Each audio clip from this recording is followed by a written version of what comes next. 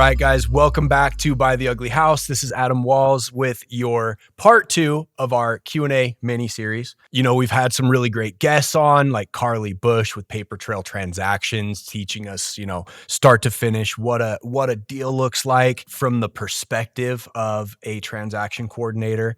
We had Amber Keaton's on with Highlands Mortgage, just giving all the best tips and tricks for first-time buyers, how to prepare to become a homeowner. And of course, we had Melissa Hart on, who helps produce this show. She owns Persnickety Marketing. We discussed like marketing, the ugly house concept. And yeah, it's just been really great so far. So this month, we're just taking a step back and I'm just answering all of the questions that you guys have sent in. And so let's get right back into it. Okay, well, we're going to go ahead and jump right back in to these questions we've got here. All right, Kyle. I think Kyle behind the camera usually, but there he is. All right, Adam. So first question here on market and industry hot takes. What's a real estate opinion you have that other agents would disagree with? I have heard from clients that a lot of agents are kind of the opposite from me in a lot of regards, one of which being that they tend to steer you towards the most expensive house you can afford and kind of work your way back from there. And my philosophy is exactly the opposite. I want to find you the least expensive house that you're going to be happy with. Yeah, it's definitely a good discrepancy between you and other realtors. I think that makes a lot of sense. Yeah. Also kind of just being like, I'm less afraid of like there being some work involved, like as far as getting you to a point where it's time for you to buy. And again, this is what I've gathered from clients and other people that I've spoken with. Something I hear a lot is that most realtors don't want to give you the time of day until you are pre-approved with a lender, versus I would much rather not turn away business just because it's going to be a little bit more difficult, right? I would rather act as a consultant, help as many people as possible get to the point where they can buy. So Yeah, and I think that kind of says a lot about you, about how you're not really afraid of incoming work. Like there's always going to be somebody wanting a home. And so, like, you're not really worried about there being another deal. Like some realtors, like maybe they only sell a certain number of homes in a year, so trying to get the most for their deal from their side. I think for you, you're really just trying to help people. So you're like, let's just get you in a home. We'll focus on the next deal when it comes, but like you're not worried about that. yeah, I have no shortage of business. So I'm not, I'm never in a hurry to get another paycheck. We're doing well. We've got investments like, you know, the flipping side of the business is really profitable too. So, you know, something I've said before is there's nothing more dangerous than a broke real estate agent. If your agent really, really needs a paycheck, you might be in trouble because And they you can might probably be. tell by the way they're pushing you around a little bit. Yeah, I can tell. Oh man. So in every deal, right? If it's a client deal, usually there's a buyer's agent and a listing agent, right? Mhm. I work mainly with buyers. So usually it's a listing agent on the other side. And I can tell when the listing agent is hurting for money Mhm. because there's just this desperation that you hear every time you talk to them. And it's like, okay, I don't know what you have going on, but my loyalty is to my buyer and we're going to do what we're going to do. Yeah, they're the star of the show here. Yeah, I can tell that like you really need this to close, but like we're doing our own thing here. Yeah, and I think that's the way it should be, honest and transparent. That's what everybody should want, right? Out of a realtor or anybody in life, really. Yeah. Okay, on to the next question. What's something buyers think agents do that isn't even close to reality? So a lot of buyers think that your agent is going to research every house that you look at and will know every detail about every home walking into that showing. The reality is there's no way in hell we would ever have time to do that. You know, we're gonna find out some basics, but I'm not gonna take the time to like fully research a property until I know whether you like it or not. You know, we might be looking at 10 houses in a day. I'm not going to spend an hour digging into all of the details about each one of these houses. We're going to find out what you like first, and then when we're interested, then I'm going to do a deep dive and I'm going to find out everything that I possibly can. Yeah, you don't want to waste your time doing too much research on things that may or may not be on the table for them. Exactly. Half the time, well, not even half the time, most of the time, right? Until we find the one, we're just shopping around. We're just looking at places. 99 out of 100 houses, you're going to walk in and say, nope, Yeah. So like on to the sometimes you'll just next. like pull up your phone and be like, well, let's see if it has this, that, and the other. I haven't looked at it yet. Just kind of Yeah. look. Yeah. So like, especially when I'm first working with a client, we'll be at our first couple of showings or whatever. And yeah, they'll be asking me oddly specific questions about like this house or the other. I don't know. I Yeah. don't know. I can find out if you like it. We'll We'll get there. find out. What is the most frustrating misconception about real estate? I think that can come from any angle, whether it's a Yeah. buyer or a seller, realtor to realtor. The most frustrating misconception about real estate is that young people can't buy houses anymore. It's not true. I help young people buy houses all the time. It's almost like it's a stigma in the market. Yeah. Yeah. It's just become a thing. It frustrates me to no end. This is like why I'm doing this is I'm trying to break that stigma. Yeah, like you don't know everybody's life. Like just because they're young doesn't mean they don't have the money to put up for a deal. Like I feel like there's a lot of judging by the cover that can happen in that scenario. Yeah. Well, and it's self-judging. Young people don't believe that they can buy houses and they can. Yeah, you just got to be confident, kids. Come on. Yeah. Okay, talking about how the industry is kind of moving right now. What is happening in the market right now that regular people aren't really noticing yet? Like, is there some kind of trend that's going on in real estate that might be under the radar? There is a push that has never really gone away since COVID ended, but there is this push to lower interest rates that is starting to look a little bit more likely now that Trump got his pick for Fed chair, and that could be really bad for prices if they get their way and are able to dump interest rates. We may see a lot of inflation really quickly. And as crazy as it sounds, you want to lock in a purchase price while interest rates are a little bit higher. And why would you say that? Because when rates go down, prices go up. When you can borrow more money for the same monthly payment, then you've got every single buyer has a higher budget, right? Okay, that is okay. why a house in Idaho Falls that was $80,000 5 years ago is $250,000 now because we lowered interest rates down to near zero. Right. So what do you say to somebody who, this may or may not be me in this situation. What do you say to somebody who bought a house when interest rates were like just about to rise, but also got it at a high price? Like we paid a lot of money for our house because the prices are high, but the interest rates were low. How do you go about refinancing a home in that situation? Because you need the lower interest rates to refinance, right? Could be wrong. Well, it's how your interest rate interacts with your balance. So what's your interest rate right now? Oh man, if I had to guess, it's around 3. Okay. So yeah, it's going to be really tricky for you to refinance that profitably. Okay. That's one thing we were worried about when we bought, but I was like, you were talking about how like the interest rate and prices kind of have like an inverse relationship in a So way. it sounds like you bought kind of toward the end after prices had already gone up, but interest rates were still low. Yeah, now that helped drive our decision making, honestly, when we bought. And I guess we're getting a little personal on myself now that I'm on camera. I don't know why that's happening. Since you agree to be behind the scenes, and all of a sudden you're talking about your personal scenario. Yeah, just going off of what I know. We might as well be sitting in my office right now making a game plan. But no, I think, yeah, we bought when like interest rates were just about to hike, and like we better get it now. It was like a fear of missing out kind of a situation. And it sounds like, I mean, you probably made a good decision there. Okay. Right? Because the house would still be just as expensive now, except you'd be paying 6.5% interest. Right. And our mortgage rate would be even higher than it Oh, is. your payment would be way higher. Way higher. Yeah. Okay. So don't refi and don't sell unless you have to.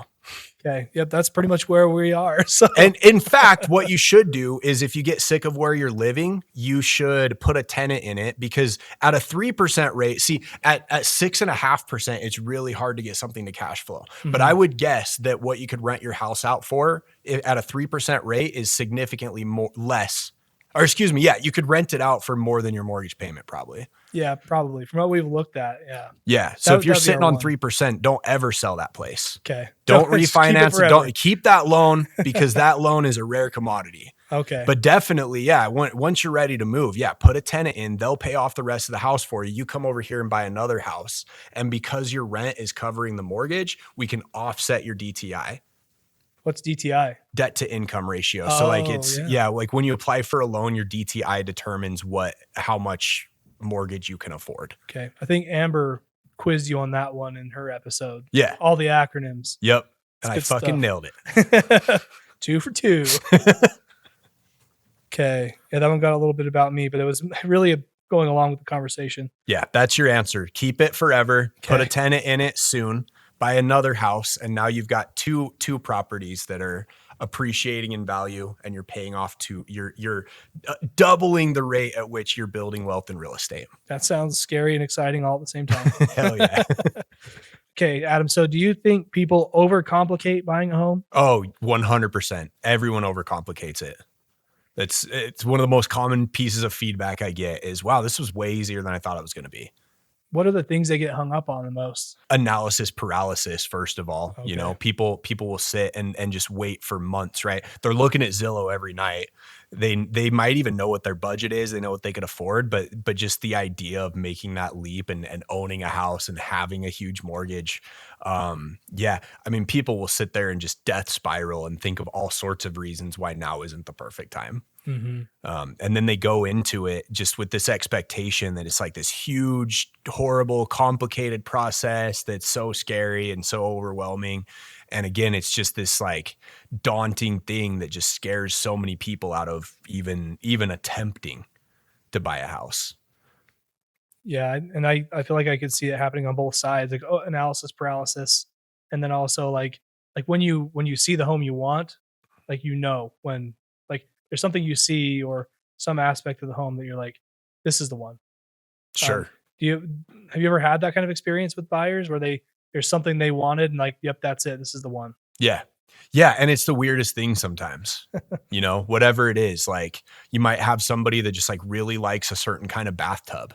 And, they'll pass up on, and they won't even be able to put their finger on why. Right. But then they walk in and they see the master suite and it's got this like clawfoot tub. And it's like, I love this house. Like this is what we've been looking for. And it's the smallest thing that sold them on it. Mm-hmm. It's like, oh, this has a little more character than a sunroom. Perfect example, okay. Right? You got a plant person showing them houses, and it could be a worse house, but it's got a sunroom. And for all the plant moms out there, yes, yeah. Sunroom. I'm a sucker for a good sunroom. I mean, yeah. Your backdrop we've got you set up on here is pretty green, so yeah, makes sense. What's something that instantly tells you a listing is overpriced? I mean, days on market. That's yeah. As soon as I see a house in this environment, especially if it's priced anywhere under $500,000, if it's been sitting on the market for 4 months or more, I'm like, okay, time for a price reduction, time for somebody to come along with some tough love and lowball this seller. Mm-hmm. Yeah, that's a good point. My only connection to that would be like Facebook Marketplace. Like, okay, why is that table really $300? It shouldn't be $300. 100%. Yeah. Yeah, it's you look at average days on market and then yeah, I mean anything that's been sitting for longer than the average for its price is probably, I mean, there's been plenty of really smart agents and buyers that have gone through and decided not to purchase that home. It kind of speaks for itself. Yeah, for sure. All right, moving on to the next segment of questions here. This is more like behind the scenes stories, which I think a lot of people love to hear because like there's a story behind every relationship and behind every home purchase that happens. And so maybe you can share some of these stories that you've experienced. What is the weirdest thing that you've ever found during the showing of a house? The weirdest thing that I've ever found during a showing of a house. I found a fully intact cat skeleton recently. It still had a little bit of skin on it that was like leathery, but you could see every bone and every joint and like the teeth, the jaw. I mean, it was just a fully intact. This is in the house? Yeah. Whoa. Yeah, inside. Dang, that there's cat pee, then there's cat carcass. That's kind of in the same wheelhouse, right? Weirdly, the cat carcass smells way less than cat pee does. Yeah, I guess, less chemical invasion. I don't know. Yeah, I mean, I'm sure years ago when the cat died, it was stinkier. Yeah, there you go. It was a skeleton after all. Yeah. That is pretty weird.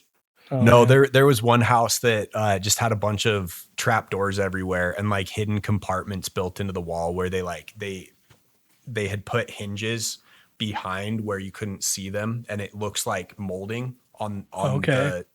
the wall of the house, and you open it up and it's a little stash spot for drugs or whatever. Stash spot. Yeah, it's like what would you put in that spot besides drugs? Yeah, just Like weird little stash spots all over the house. super secret books. Yeah, You don't want people to see. yeah. Um, Same house had plywood covering the windows, you know. to make it look like it was abandoned or something. Maybe, yeah, or just to stop people from being able to see in. Like you could just get blackout curtains too, but Yeah. the mind of the It's a little less sus if you do it that way. What's the most chaotic transaction you ever survived without telling too much? I could tell a lot, but yeah, this is public. I had a buyer retire from his job a week before we were supposed to close. Oh my gosh. He didn't think that was going to impact him getting home. Yeah, it's like, hey, that income is required, right? Like you have, like your lender thinks you're making this much money if that income disappears. Yeah, and we figured out so we took them away from the lender they were working with and sent them to Amber Keaton, who I've had on the show before, and Amber saved it. She figured out how to close that thing despite the guy quitting or retiring from his job. That's amazing. The way that she did it is she pulled up his 401k and like he's like, okay, you've got this much in your retirement account. If we just create monthly payments over the next 30 years, you've got enough money to basically pay yourself the income that your job was. Okay. And then she just worked all that out on the paper, convinced the underwriter to make it work. But yeah, that was pretty chaotic. That is crazy. Yeah, a week before we're supposed to close, and the buyer just doesn't have a job anymore. I mean, that's where like the teamwork of a real estate deal comes into play. It's so important that each role plays into getting a deal done. Yeah, especially when you get into a bind like that. That's amazing. Yeah, it's moments like that where it matters who is working on your file. Yeah, what lender are we working with? How creative can they be? And it's a shame the dude retired. And like, there's no job on the horizon either to like get the income. So it's a good thing they're able to like figure that out. Yeah. Have you ever talked someone out of buying a house? Yes, I have. Yeah. In fact, it's not an uncommon thing. Whether it be before or after we get it inspected. Sometimes we'll be walking through a house and, I happen to notice something that the buyer wouldn't. And I'm like, hey guys, like this might not be a good idea. This is a red flag. I've ran into this before. Or maybe we already have an accepted offer and we get the inspection done and there's something on the report, usually some sort of foundational or structural issue where, the buyer's like, oh, but it's probably fine. Like we might be able to, like, no guys, please. I'm telling you, don't do this. Don't do this. There will be another house. I promise there's always another house. You don't need to close on this one. Has anybody ever like still gone through with it anyways? Like, whatever, we're still going to do it after you've given your best advice. I can't think of an example of that. I can think of one where it was like, hey, like this is definitely terminatable. But, if you want, I doubt they're going to go for it, but we can ask for everything under the sun and see how much the seller's willing to do. And the seller did agree to like $30,000 of repairs. Oh, wow. And they repaired the structure and they repaired the foundation. And I thought it was a shot in the dark. In my mind, I'm like, okay, well, obviously they're going to say no, but at least my buyer isn't going to close on this house and we can go shop for something else. And then they signed off and did everything that we asked. Wow.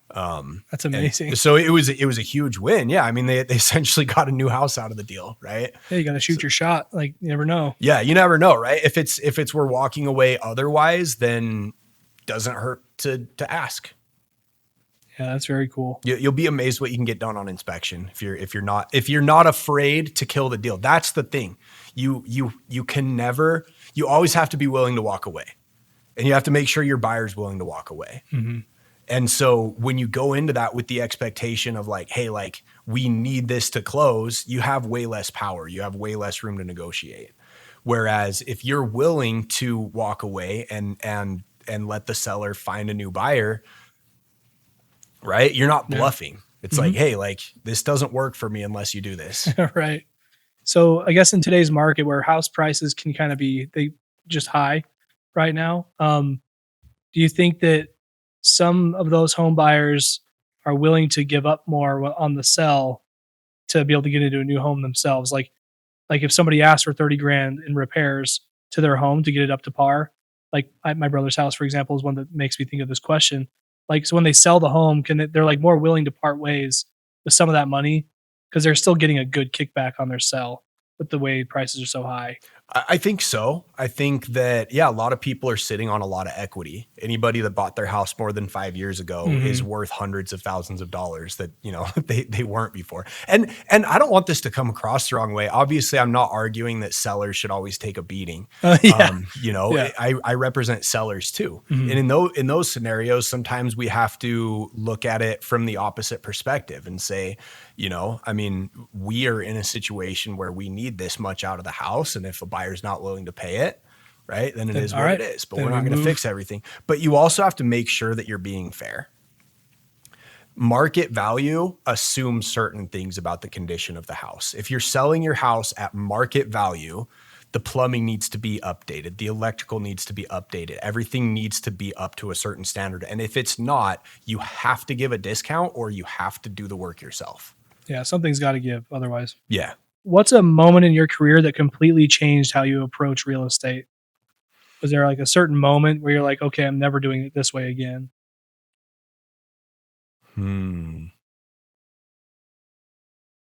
Or the other way around, I'm going to do it this way from now on. I feel like that's probably where the buy the ugly house kind of came in, I would think, but I don't know your full career. Yeah. No, that's a really good one actually. The first time I bought an investment property has completely changed the way that I think as a buyer's agent and as a seller's agent. But yeah, I approach every transaction with the mindset of an investor because it just gave me more perspective on how much of a financial decision the home buying process is, right? As a new agent, you're just trying to learn the ropes. You're just trying to understand, you know, the legalities and I mean, the process. Like there's a lot to that. There's a huge learning curve there. Once you have that down though, the next level is really understanding the financial decisions that you're helping people make. And so, yeah, like becoming an investor myself has definitely given me a lot of perspective on that. Opened your eyes to a lot of different things that Yeah. you maybe wouldn't have seen otherwise. Yeah. And definitely the whole buy the ugly house thing.